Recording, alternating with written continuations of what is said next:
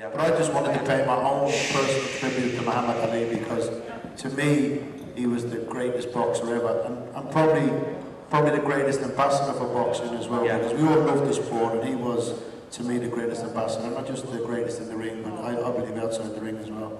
And it is truly an honour for me to share this table tonight with these guys and to pay a tribute to me, the greatest of all time.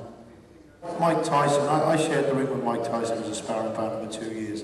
And this is just my own opinion. I've been friends with Mike for 22 years, and this is my own opinion.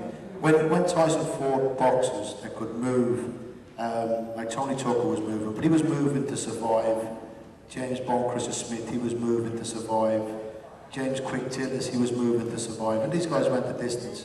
Muhammad Ali would have been moving not just to survive, but to win. And this is my opinion. I believe Muhammad Ali in his prime and Mike Tyson in his prime, I believe Muhammad Ali would have beaten Mike Tyson. But that's just my opinion. Really?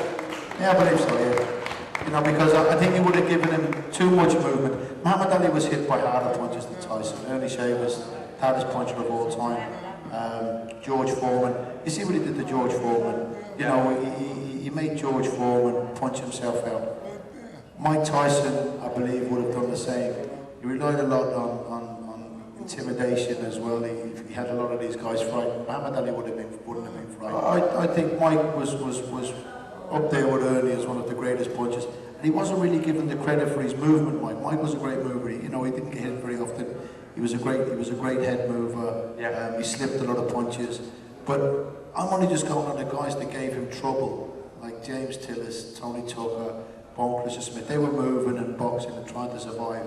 And they gave him a lot of trouble when he couldn't land them big bombs on them, And then when you've got to look at the trouble that he had with Evander Holyfield, now Evander Holyfield is a great boxer and a great warrior, but I believe that Muhammad Ali was a better boxer and a better warrior than Evander Holyfield.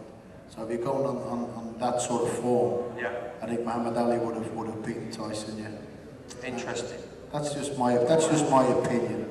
But if you can ask any of the boxing brains, you could line this table up with some of the boxing analysts from all over the world, and everybody's opinion is different, And that's the great thing about boxing, and in particular, heavyweight boxing, because it is so unpredictable. It's just the greatest sport in the world, and heavyweight is the greatest division. Yeah.